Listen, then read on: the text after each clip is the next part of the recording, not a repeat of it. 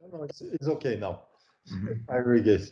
So, there, Hubert, I think we will turn the interview around this position of the future. What is changing with this crisis, this sanitary crisis, and what, as designer, as architect, we can probably change, what we have to change also in our attitude, Mhm. and perhaps also what what this come after, what is this way to work on interdisciplinary connection. Mhm. Mhm. Yeah, I think what we see is actually a sort of a shift from people who have power, who suddenly look very fragile and disempowered, which is shocking for many. You see a country like the United States, like Europe, who do not know anymore really what to do and what to say. I think this is a very strange remedy, and it goes totally against the idea of who is in charge, who rules, and who has the information and who doesn't have it. I think it levels out the world in a very radical way, that suddenly we are all really in the same boat. We have heard that since the 60s, we are all on the same planet, but I think nobody really understood it. Mm. East and west, north and south, we were still very, very different, and it creates a sort of a zero, like a hour zero. Like in many ways, there was this relationship to the ground zero, hour zero. After the Second World War, the Stunde Null, where you start with zero. Yeah. And I think in one way or the other, it doesn't matter what will be in the future for that, but the hour zero somehow in our recognition of what has been happening so far is already set. And in that way, we can also see that a collaboration of sorts is the only reaction that we can have to a situation like that we listen. And I think this works both from working together, but also for whom we work. There's a question that we have to understand better what's going on, and the ordinary that we if I say I should say, I would say most of the people in this network have a certain empathy for the other people in the world. But it is pretty clear we are all sitting in privileged environments with a greater interest for other people.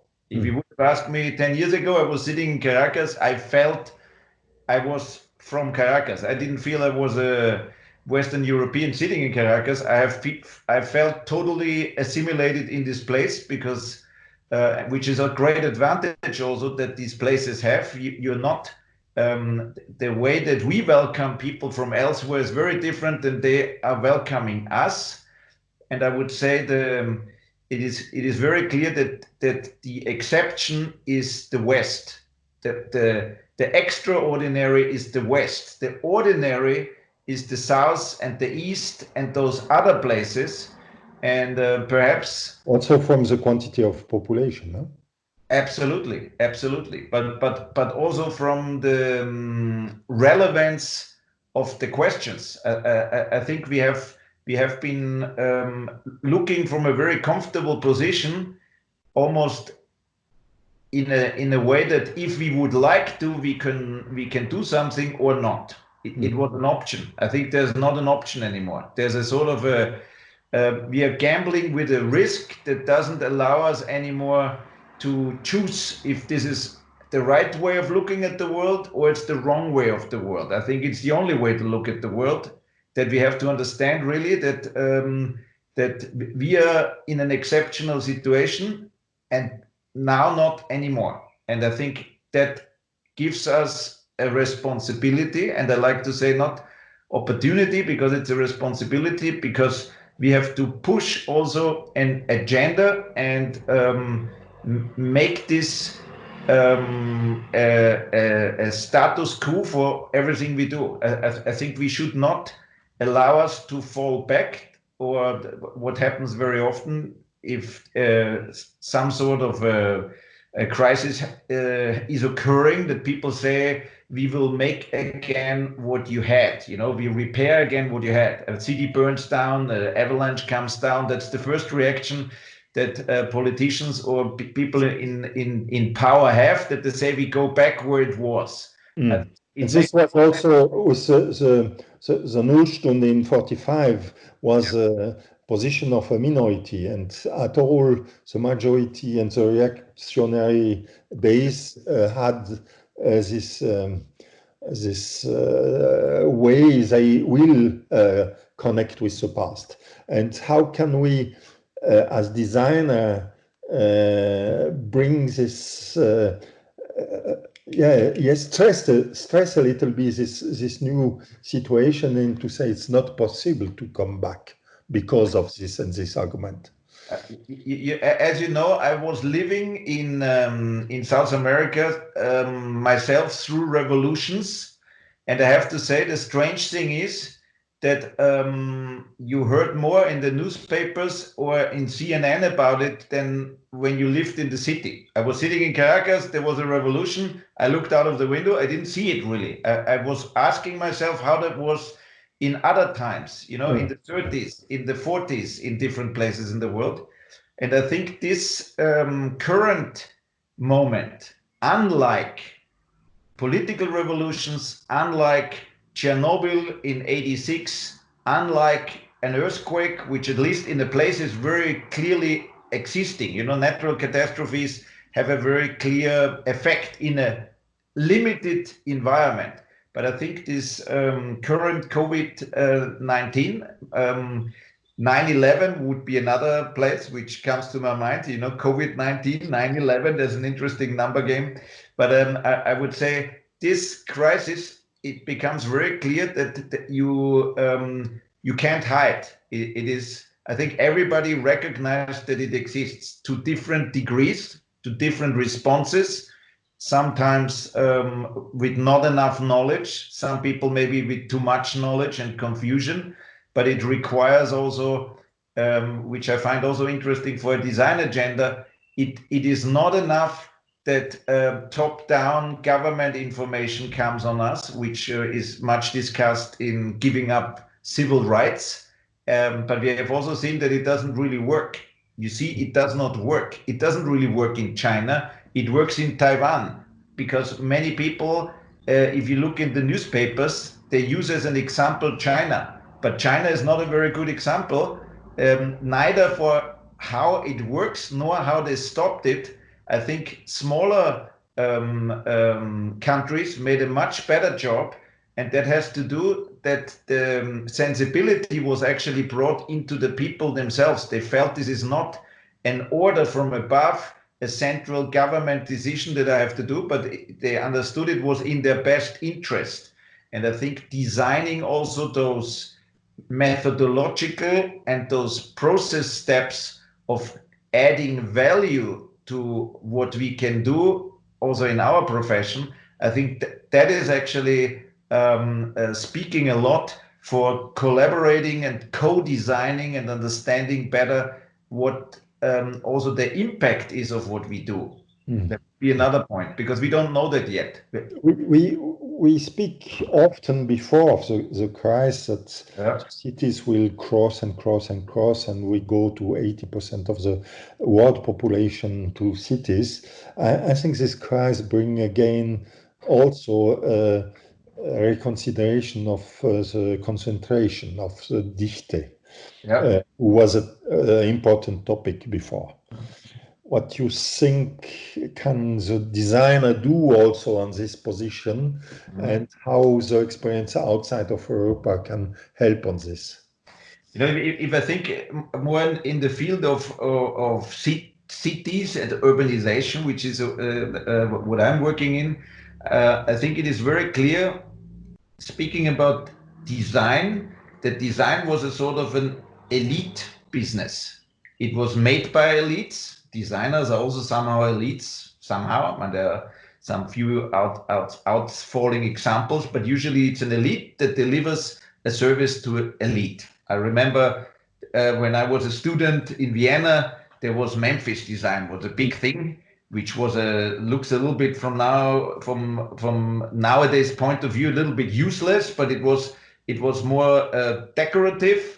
And there have been actually some interesting protagonists also, etc. But it was made by elites for elites, and I think over time it was made by elite design group for the masses, right? I think French design, and that there are some sort of waves that have come over the last decades. But what we see now also, if we understand technologies, because I think what we're discussing here is a very progressive, with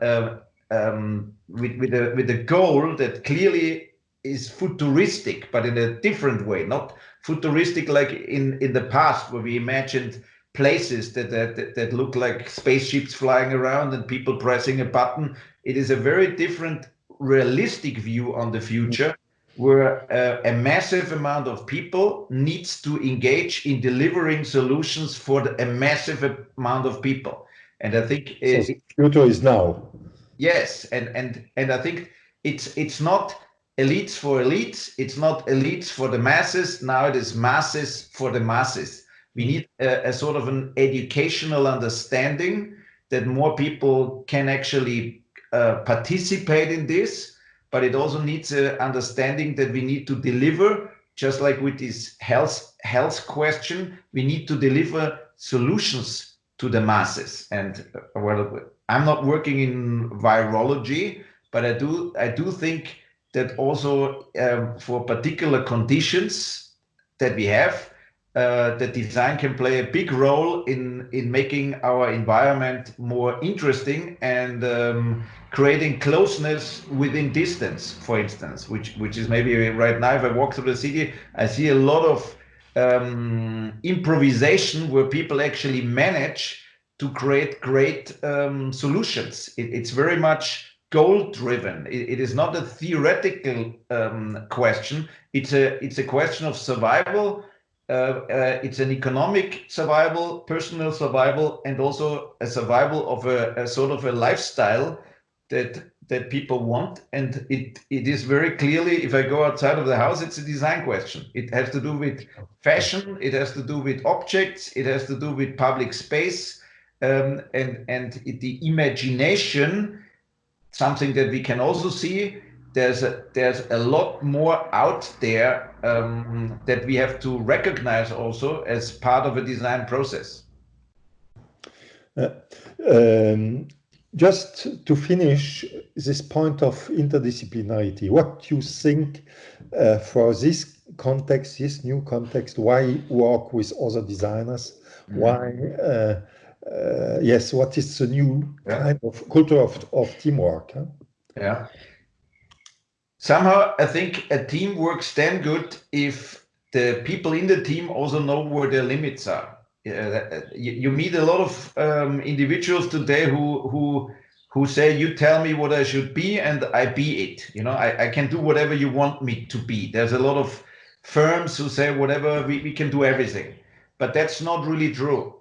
I think they can maybe consult you on that, but they cannot make it. They need to reach out to other levels where they can find people who can really do the things. It's about the activism of hands-on getting things done, and that is another question. It's not consulting; it's doing really the thing. And in that sense, I believe if people come together, understanding their limitations, real synergy can happen. If I know who's left of me and right of me, I might have some overlaps, but I know that together we can reach more than one single person. Then we actually can be oriented in a goal and in a problem-solving manner also find answers to that goal, and that I find. And then the specialist can come again. Yes, yes. Thanks a lot.